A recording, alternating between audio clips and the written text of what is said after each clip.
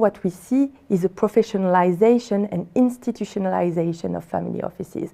They are becoming more and more professional, they have a more formal governance, enhanced, clearer decision-making process, and they are hiring and building internal teams of asset managers.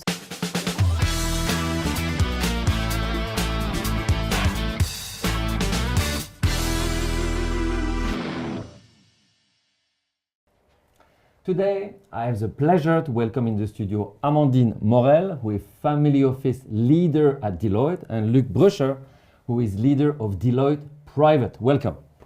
Great pleasure to be here. Thanks, Jerome, for having us. It's a pleasure to have you too.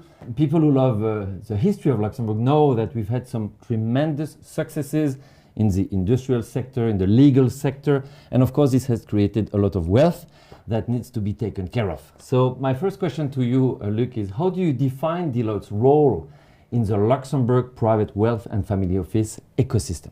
I mean, before we can answer that question, just give me a chance to go over the environment.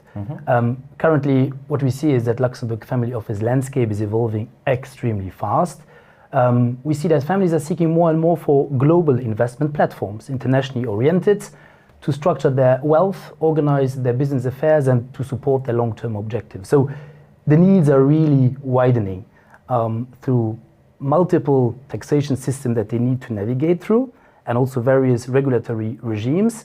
They need to structure their transactions efficiently, they need to strengthen their governance and adopt appropriate risk management systems, embed ESG considerations. They are and will still be important, explore digital assets, and last but not least, plan and prepare for succession. So there is a lot on the plate.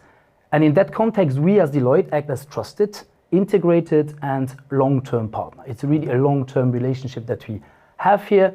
We support, we always say, the full wealth life cycle. We speak about protect, grow, and transmit. So protect the assets and the wealth of the families, to help them grow their wealth, but then also, of course, to transmit the wealth to the next generation.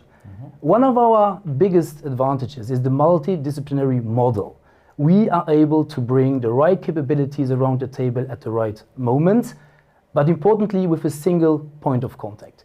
We do work with a trusted advisor who has the privileged relation with the family office, or the advisor of the family office. This is really a key in that segment. Of course, by doing that, we bring clarity to complex tax, regulatory, and structuring issues.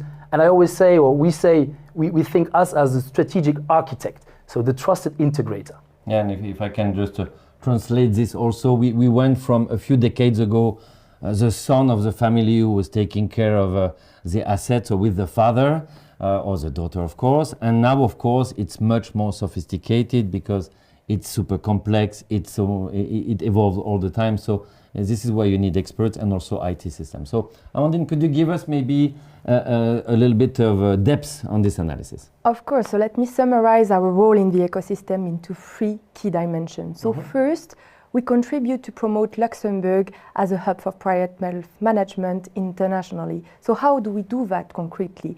We use our Deloitte Global Network. We organize joint events, conference. We have our other Deloitte member firms. We also participate to roadshows with Luxembourg professional associations and other ecosystem participants. And what Luxembourg has to offer? Luxembourg is becoming more and more attractive for families and family offices. Luxembourg offers political and economic stability. It offers a predictable legal and regulatory framework. It offers a wide range of investment vehicles, the famous Luxembourg toolbox that can accommodate to a lot of investment strategies of families and family offices. It offers as well strong investor protection, strong asset protection, an efficient taxation system with a wide range of double tax treaties that Luxembourg has concluded. And not so many jurisdictions can offer the same combination. So second role that we have as well is that we bring clarity, coordination. We collaborate with the other ecosystem participants to find solutions to the issues that are faced by families and family offices. And our third key role is that we act as an ecosystem integrator. So we regularly meet, we regularly discuss with the other ecosystem participants, notably through our engagement in other professional associations here in Luxembourg and networks, like we are sponsors of the Family Business Network here in Luxembourg. We also member of the Luxembourg Association for Family Offices. We also act as board member in the LPEA, in Lux Real, with whom we recently organized a conference together with IQEQ on Luxembourg family offices and their real estate investments. Mm-hmm. And just to give me a sense of what the families need, of course, you don't have so many options. They can buy stocks, they can buy funds, they can buy fund of funds, or they can just look for investment in the real economy. Where do you see the trend going? The trend that we really see is that they are starting implementing their own investment structures, and they are launching their own investment funds. So they are really turning to alternatives. So that's a decisive move and a decisive shift toward alternative investments. So today, to give you an idea, alternatives accounts for 40 to 49% of a family office portfolio. Wow. So which represents a significant growth if we compare to a few years ago. And at the same time, direct investments are gaining momentum. And why is that? It's because of the geopolitical context, the market volatility, inflation. The families want to have more control over their investments and achieve higher returns.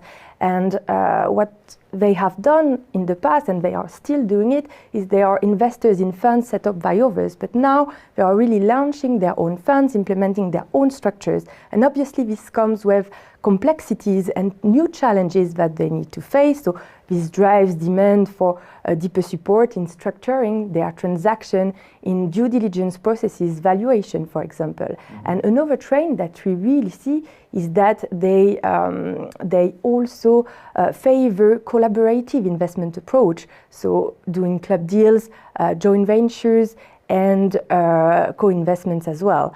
Another key priority for the families is the succession planning. Luc mentioned it earlier.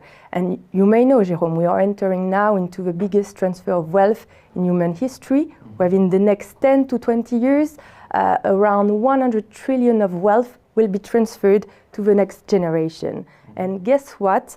Many families are not ready. So according to a Deloitte survey, 41% of the family do not have any succession plan yet. So they need to train the next generation, involve them a bit at an early stage in the decision-making process to ensure a smooth transition. And also what we see is a professionalization and institutionalization of family offices. They are becoming more and more professional, they have a more formal governance, enhanced, clearer decision-making process, and they are hiring and building internal teams of asset managers. So hiring personnel and experienced professional is key for them, and also to retain this experienced professional. Yeah, there's two things I remember from what you said. I think first is performance. We know that private equity and venture capital used to promise some 20% return, and those days are gone. Now if they promise you 8, you're happy. So of course there are alternatives to generate such an alpha. And the second thing is, I think specifically in Luxembourg, as you were saying, there's huge issues, not just in the transmission, but in the adaptation to a new context. We know it's a village. People are afraid to fire people, to restructure companies, and we know that several of them are having a hard time. Of course, if you come early in such a company and you have your say in restructuring it, you can create fantastic returns. Luc, could you give us your view on this context? Yeah, of course. I mean, considering the trends that Amandine has just explained, and that you also that you mentioned, I mean, we as Deloitte, we adapted our model. We adapted our approach in order to face these challenges, and it always comes back. We always strengthen our multidisciplinary advisory approach, which is an important one. Having all the capabilities around the table, but orchestrated end to end. This is very, very important. And we also had, and we have entirely reshaped our service offerings dedicated to family offices and families to respond to their evolving needs that we just discussed already. And this nationally, but also internationally, serving families, of course, which operate internationally. And we must forget, we leverage our experience and know-how that we gained over years while serving asset managers. I mean, we bundled this know-how and put it at disposal now of the families and the family offices that we serve. That's there where we bring the value. And again, coming back to what Amandine just said, we see family offices behaving more and more as institutional investors. And as such, they need this expertise and guidance that we can offer, which is exactly what is our value that we bring in here. Yeah, so the question now, of course, is relevance. What do you think Luxembourg family offices and private banks need to do to stay relevant going forward? Well, I mean, relevance will indeed depend on how effectively family offices and private banks adopt to the increasing complexities, the heightened client expectations, and rapid technology shift. So first, if we consider the increasing complexities, we expect rising regulatory scrutiny and increased reporting obligations. So to face these, there is a need to implement more robust governance, internal control processes, and efficient reporting processes to maintain trust and respond to families' expectations. So you need to do that without losing agility. And that's probably the most complicated but most important element. So secondly, I mean, there is a need to embrace technology and embrace technology as a strategic enabler. So what many families expect and what we see to become the, let's say, standard is to have a reliable, accurate, 360-degree view of their wealth, their risk and performance of their portfolios, and this across all asset classes, across all custodians, and all this in real time.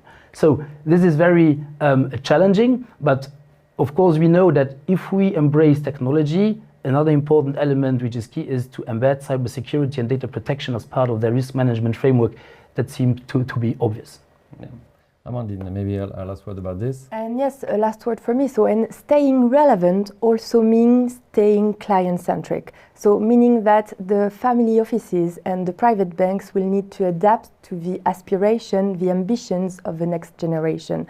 And they need to adapt their dialogue, their communication style, and focus on what matters for this next generation. And they are favoring impact investments. They are favoring as well digital assets, for example. And they are so purpose-driven, of course, but they also have an entrepreneurship mindset. So they want a more active ownership and turn to private markets. So that means that family offices and private banks will need to adjust and adapt their service offering to fit to this and to meet this expectation from the next generation. So overall, the success will depend on the ability to combine first the agility, to combine technical excellency, and also the digital capability. And my big take on this is that I'm fortunate enough to talk to those generations of entrepreneurs. I have in mind, of course, René Grossbusch. I have in mind the Volter family. We have many in Luxembourg, and I think every time I talk to the founders or the last generation, what strikes me is the common sense. These guys are super focused. It can be as complex as possible. They always put common sense at the heart of everything. In private equity and VC, we know that sometimes common sense, especially for valuation, for example, is not clear. Sometimes you only get it 12 months later. Sometimes when you want to sell, you realize it was completely wrong. So I do believe if you combine the expertise of Deloitte, some, of course, IT, and the common sense of multi-generation families, entrepreneurial families, I think we're in for very good things in the future. So thank you very much for your time. Thank you.